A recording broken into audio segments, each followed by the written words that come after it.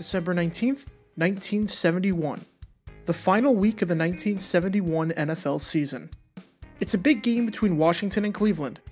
Washington enters this game with a record of 8-4-1, and Cleveland enters this game sitting at 9-4. Both of these teams are going to the postseason, with Cleveland having locked up the AFC Central at this point, and Washington having guaranteed themselves at least a spot in the playoffs. However, with a win and a loss by the Cowboys against the St. Louis Cardinals, Washington could win the NFC East. And that's huge, because the NFL playoffs back then used to be kinda weird. They didn't seed the teams, but instead, they assigned home field advantage based on a divisional rotation. And if Washington won the NFC East and then won their playoff game in the divisional round, then they would be in line to host the NFC Championship. So this game was a pretty big deal. Two teams in the playoffs going at it, and Washington has a chance to win the NFC East, which would have been their first division title since 1945. The game kicked off on December 19th, and midway through the first half, Cleveland led 10-3. Then the second quarter happened, and most of the country didn't find out who won the game until December 20th.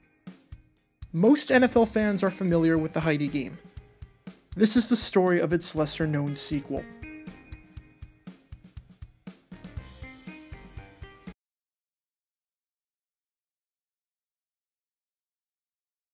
Before talking about what happened here in this matchup between Cleveland and Washington, we need to go back to 1968, because that's when a game happened that would change the history of sports on television forever. I won't go too much into depth about this game, because there's a bunch of really good videos on that already, and I'll link a few of them in the description. But to sum up what happened, on November 17, 1968, the New York Jets played the Oakland Raiders in an AFL game. The game started at 4 o'clock, and at 7 o'clock, NBC would premiere the television film Heidi. Now normally, this wouldn't be an issue, as games back then didn't take 3 hours to play. But because there was a bunch of scoring plays and because there were a bunch of penalties, the game ran long. And at 7 o'clock, the Jets were winning 32-29. And then, NBC switched the game to air the movie. While NBC was showing the movie, the rest of the country was completely unaware that the Raiders had just scored 2 touchdowns in the final minute of the game to win it 43-32. The outrage on both sides was great. Football fans were obviously upset that they missed the end of the game, and Heidi fans were upset that one of the more touching moments of the movie was interrupted by a report that the Raiders had stunned the Jets. Imagine if you were watching The Lion King at the scene where Simba finds Mufasa, and then this appeared on your screen. Kinda takes away from the emotional moment of the scene. It's been 25 years, there's no spoilers. Basically, this game changed television forever. And the funny part is, I don't know if anything changes if the Jets hold on for the win. But because the Raiders came back and won the way that they did, television changed. After the outrage from this game, NBC added more phones to prevent a situation like this from ever happening again, since one of the reasons the game was switched was because the NBC switchboards were jammed, and key personnel couldn't communicate with each other.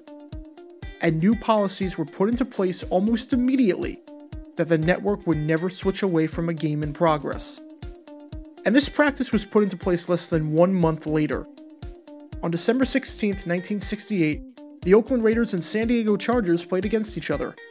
Oakland needed to win the game in order to make it to the AFL playoffs, as there were no wild cards, and they were tied for the division title along with the Kansas City Chiefs.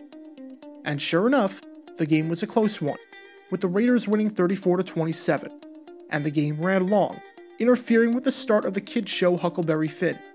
But this time, NBC kept the game on.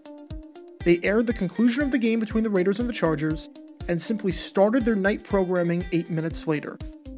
A spokesperson for NBC said that they couldn't remember ever doing anything like that before. But I think they made the right call, because if Raider fans missed out on not 1, but 2 of their game endings in the same season, I think they would have burned their local NBC studio down to the ground. So we got to this point because of the Heidi Game. And nothing like this ever happened again, right? Well, not quite.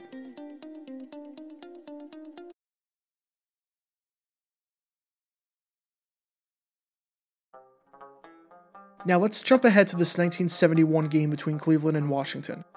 Big game between two teams in the postseason already, and Washington is fighting for a possible NFC East crown. And back in 1971, NFL scheduling was somewhat bizarre. Today, on a traditional Sunday, there are 3 time slots for games.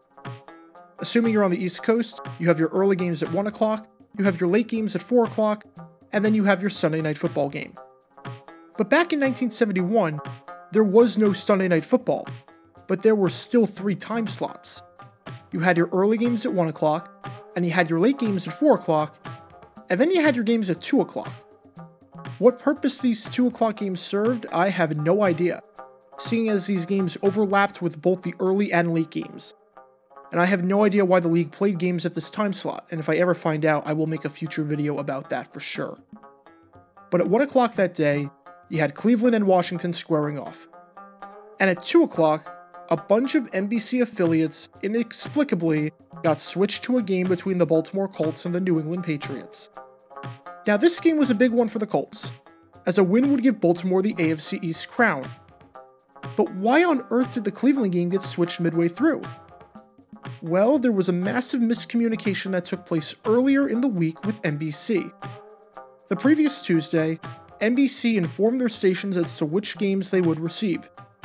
But the message for the stations in the Southeast was garbled. Those stations that didn't receive the message wound up picking the 1 o'clock game between Cleveland and Washington. And at 2 o'clock, they were switched over to Baltimore against New England, which was the game that they were supposed to get from the start.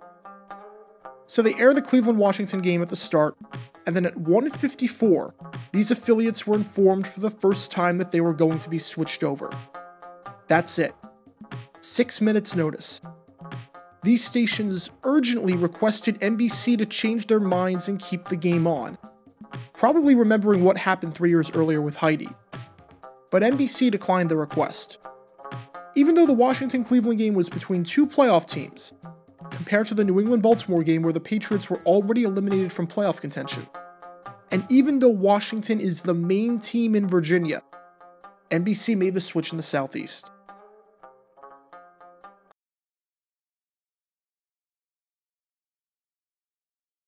Needless to say, there was a lot of outrage from this. At the Norfolk station, 5 people showed up at the station, and hundreds more called that station, hitting up NBC's switchboard. In Richmond, the situation was even worse. About 25 Washington fans not only showed up at the station, but they were pounding on the doors. Even employees who weren't working that day were called up by angry fans. Across all the stations combined, NBC received an estimate of 2,500 calls, and they were panned by many media outlets for their decision.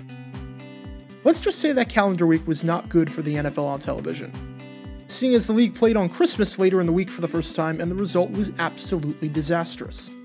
I made a video on that if you want to check it out. In 1968, NBC gained infamy for the Heidi Game. And 3 years later, they did it again. Why Heidi 2.0 is seemingly a forgotten part of NFL history, I'm not sure. But Cleveland ended up winning that game 20-13 in a game that practically nobody saw. As for Baltimore, they lost 21-17, and Miami won their game, which relegated Baltimore to a wild card spot instead of the AFC East title. Fortunately, something like this hasn't happened again, at least to my knowledge. But while the television film Heidi never got a sequel, the game that bears its name sure did.